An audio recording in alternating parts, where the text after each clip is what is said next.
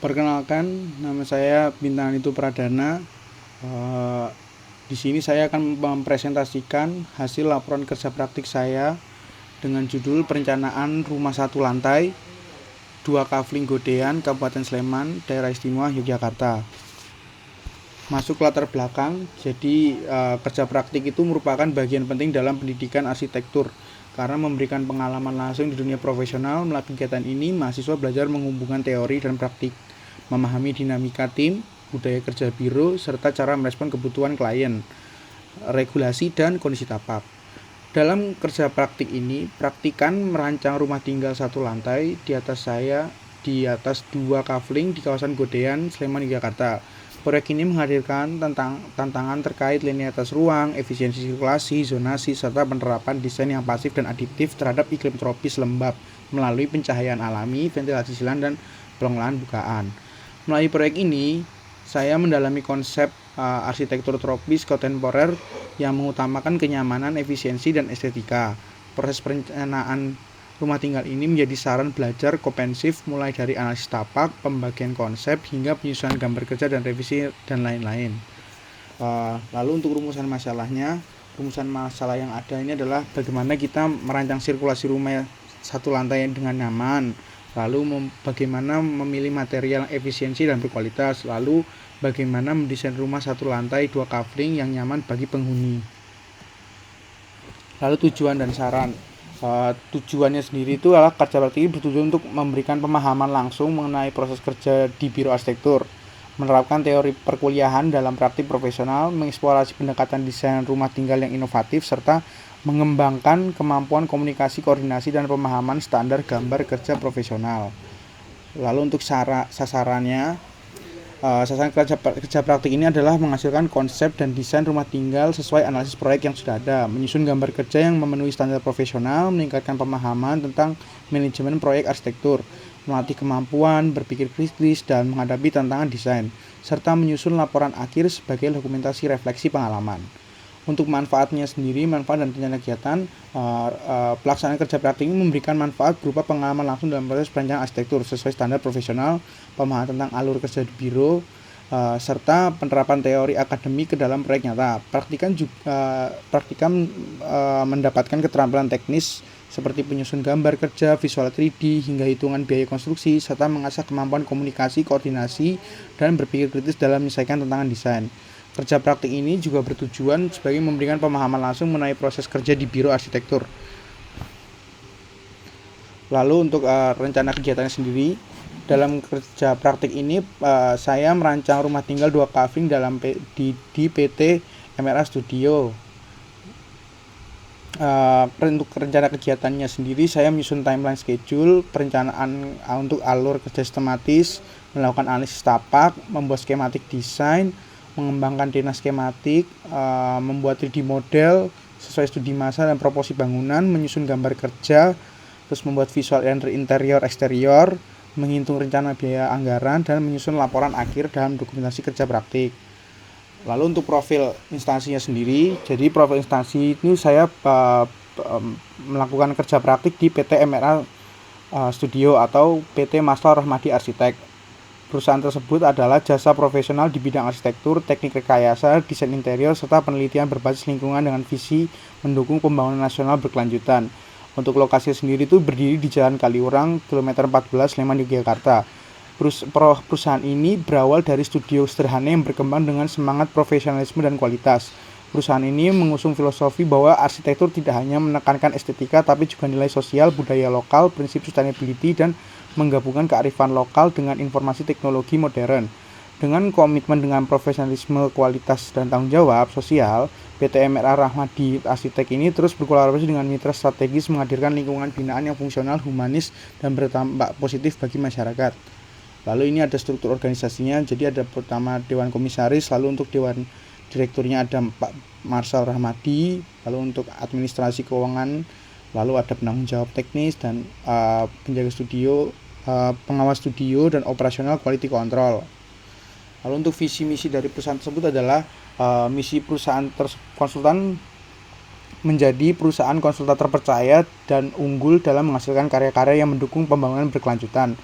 Lalu untuk misinya sendiri menyediakan tenaga profesional, staf pendukung yang berkompeten di bidang sertanya, meningkatkan kapasitas dan keterampilan mereka, menciptakan lingkungan kerja yang produktif dengan sarana kerja yang mendukung efisiensi proyek, memberikan layanan optimal dengan menjaga kenyamanan, keamanan, dan kepercayaan pengguna jasa serta mitra kerja. Lalu ada menjaga kepercayaan melalui solusi desain yang inovatif, bermanfaat, berkualitas tinggi, dan tepat waktu, memperluas jejaring dan kemitraan profesional, meningkatkan kesejahteraan karyawan, serta memberikan manfaat jangka panjang bagi seluruh stakeholder. Lalu untuk kegiatan instansi, PT Masar Rahmadi ini mulai berkembang sejak tahun 1998 ketika pendirinya masih menempuh studi di program studi arsitektur UI Yogyakarta. Perusahaan ini resmi berbadan hukum pada tanggal 7 Agustus 2008 melalui Akta Notaris nomor 2 oleh Notaris Herina Sutanti, dan fokus utama perusahaannya adalah layanan perencanaan dan perencanaan arsitektur dan pendekatan kontekstual dan berkelanjutan. Selama lebih dari 2 dekade, perusahaan ini telah menangani beberapa proyek skala baik sebagai konsultan utama maupun subkonsultan. Beberapa proyek pentingnya meliputi ada beberapa proyek yang diliputi desain, yaitu desain perkuliahan gedung perkuliahan Universitas Setiabudi Solo, terus fasilitas PT Sampurna Dugapat Klaten, lalu untuk redesign controlling building master plan Pertamina di Cilacap, lalu itu Rumah Sakit Tegal Timur Jawa Tengah, lalu serta mendesain ruang operasi RSA Arvita Bunda Yogyakarta. Lalu ini ada beberapa mitra kerjanya dari PT Masar Rahmadi Arsitek. Lalu untuk masuk ke spesifikasi proyek, jadi lokasi tersebut, nama proyeknya ini adalah Rumah Kafling Godean. Lokasi proyek ada di Sidoarung, Kabupaten Sleman, Daerah Istimewa Yogyakarta. Luas lahan 250 meter persegi, jumlah lantai 1. Terus untuk kebutuhan kliennya sendiri memiliki 2 kamar, kamar tidur dengan kamar tidur utama dan kamar anak. Desain dengan bukaan yang besar, memiliki area taman di setiap kafling, area privasi dan area publik harus ada pembatas. Lalu masuk ke kajian proyek. Ketentuan peraturan daerah dan nasional, peraturan mengenai pemanfaatan lahan perencanaan topik tapak di Kabupaten Sleman mengacu pada peraturan Bupati Sleman nomor 11 tahun 2007, khususnya terkait dengan ketentuan luas minimum kafling yang sesuaikan karakteristik kawasan. Peraturan ini bertujuan untuk mengendalikan pemanfaatan ruang agar tetap memperlihatkan daya dukung lingkungan yang terutama dalam konservasi air dan tata kelola bangunan yang berkelanjutan. Adapun ketentuan yang diatur dalam regulasi antara lain yaitu luas minimum sebesar 200 meter persegi. Ini diberlakukan untuk kawasan termasuk dalam wilayah resapan air untuk menjaga daya resap tanah yang menghindari peningkatan limpasan air hujan runoff yang dapat menyebabkan banjir dan kerusakan ekosistem. Lalu untuk luas minimum kafling yang sebesar 125 meter persegi diberlakukan pada kawasan non resapan, di mana karakteristik tanah yang di lingkungan dinilai kurang berperan sebagai daerah tangkapan air. Ketentuan ini menjadi acuan penting dalam perencanaan tepat untuk memastikan bahwa tata guna lahan berjalan selaras dengan tujuan melindungi di Kabupaten Sleman. Lalu ada beberapa kajian teorinya, yaitu kajian tentang ketentuan peraturan daerah nasional, yaitu ada perencanaan rumah tinggal Sleman Yogyakarta tentang 250 meter persegi dan 125 meter persegi. Lalu untuk ada kajian teori tentang dimensi standar regulasi rumah, jadi untuk mengacu pada Kepmen PU nomor 403, luas minimum 9 meter persegi per jiwa, total minimumnya 36 meter persegi untuk keluarga 4 orang. Lalu untuk plafon ruang utama 2,7 sampai 2,8 meter. Lalu untuk lebar muka rumah satu lantai itu kurang lebih 6 meter. Contoh perhitungan KDB-nya 60%, bangunan 50 meter persegi, kafling minimal 90 meter persegi. Lalu untuk ini kajian teorinya yang masuk ke aspek teori rumah tinggal. Untuk secara fungsi sosialnya, menurut Jan Hel menekankan pentingnya teras taman depan rumah dan ruang transit publik privat. Lalu untuk kenyamanan terma sendiri, menurut FDK Ching 2007 menyarankan bukaan lebar dan ventilasi silang untuk bangunan iklim tropis. Lalu ada zonasi dan privasi.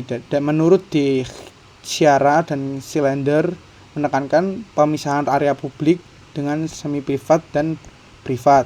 Lalu untuk arsitektur tropis kontemporer sendiri, Ada atap pelana, limasan, bukaan utara, selatan, material lokal, serta taman sebagai buffer iklim. Lalu ada aspek teori tentang rumah tinggal atau rumah tumbuh, dan prinsip modular ini mengacu pada konsep John Habraken dalam Support and Alternative to Mass Housing. Rumah tinggal ideal dirancang dengan struktur utama memungkinkan ekspansi dan modifikasi. Pendekatan ini sesuai dengan untuk keluarga muda yang akan menyesuaikan kebutuhan seiring waktu, terutama kafling berukuran kecil hingga sedang. Mulai masuk ke pengamatan lapangan. Pengamatan lapangan sendiri dilakukan sebagai dasar analisis kontekstual dalam merancang rumah 1 lantai 2 kafling ini di area Godean, Sleman, Yogyakarta.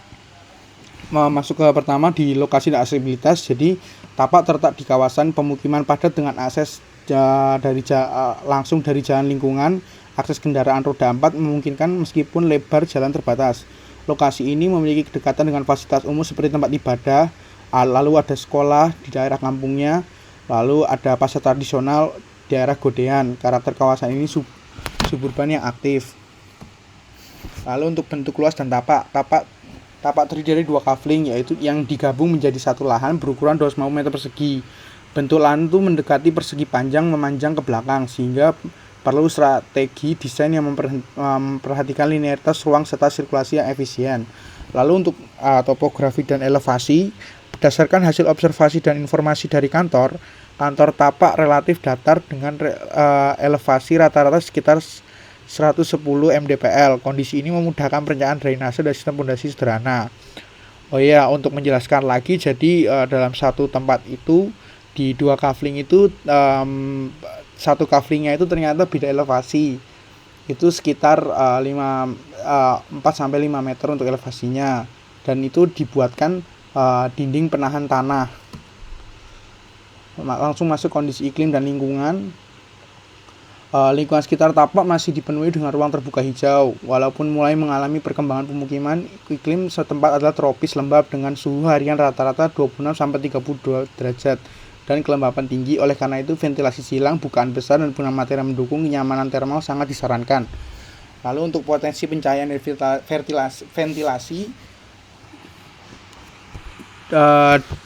dengan orientasi tapak yang tidak terlalu terhalang bangunan tinggi di sekelilingnya, pencahayaan alami dapat dimaksimalkan dari sisi utara dan selatan. Hal ini memberikan keuntungan dan peraturan bukaan ventilasi silang dan prinsip rumah tropis.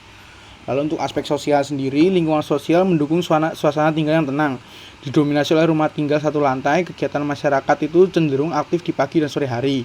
Visual tapak memiliki potensi untuk diarahkan pada ruang hijau di sisi timur dan sebagai view alami dan elemen penyejuk. Lalu untuk regulasi dan batasan teknis, tapak berada dalam kawasan perumahan sesuai dengan Perda Kabupaten Sleman dengan KDB maksimal 60% dan KLB 1%. KLB 1 dan serta tinggi bangunan maksimal 2 lantai. Batas-batas tapak berdasarkan gambar situasi informasi kantor arsitek.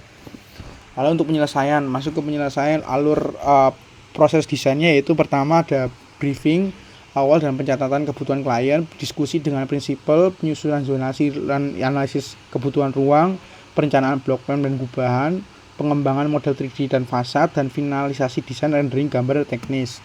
Lalu untuk konsepnya sendiri, pada tahap awal perencanaan proyek rumah tinggal 1 lantai di atas 2 kafling, pendekatan desain difokuskan pada kebutuhan dasar hunian tropis, nyaman, efisien, yang tetap memiliki nilai estetika. Gaya arsitektur yang diusung adalah tropis kontemporer, menggabungkan prinsip-prinsip adaptasi iklim dengan tampilan modern sederhana namun elegan. Lalu ada konsep ini dipilih karena karakter yang tapak berada di kawasan pemukiman tropis lembab dengan lahan datar, orientasi cahaya yang baik, dan lingkungan sosial yang masih memiliki interaksi komunal yang sangat kuat. Sejak awal desain ini diarahkan untuk menjawab tantangan iklim sekaligus dan menciptakan suasana rumah yang ramah dan manusiawi. Fokus konsep awal itu meliputi sirkulasi ruang, efisiensi dengan zonasi yang jelas, ventilasi silang, utara dan selatan, penggunaan material lokal, serta teras dan rumah sebagai transisi sosial. Setelah diskusi dengan pembimbing, konsep ini diperkuat dengan fasad depan yang lebih ekspresif, penambahan kanopi lebar, roster ventilasi, serta skylight dengan inner court dan pencahayaan sirkulasi udara alami di area depan. Lalu untuk kenyamanan peserta kesatuan desain 2 kafling ini serta adaptif terhadap konteks tapak, iklim, dan kebutuhan penghuni.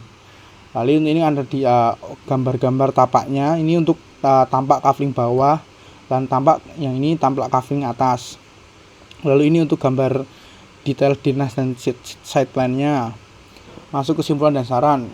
Kesimpulannya adalah kerja praktik di PT MRS Rahmati Arsitek memberikan pengalaman langsung mengenai proses perencanaan arsitektur yang kompleks dan kolaboratif.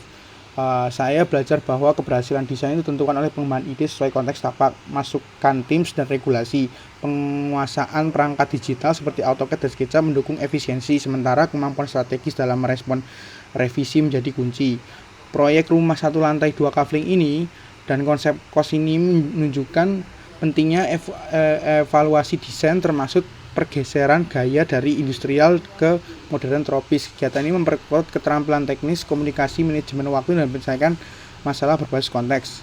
Lalu untuk saran, mahasiswa disarankan memanfaatkan kerja praktik membangun jaringan profesional aktif, berkontribusi, dan terbuka terhadap kritik.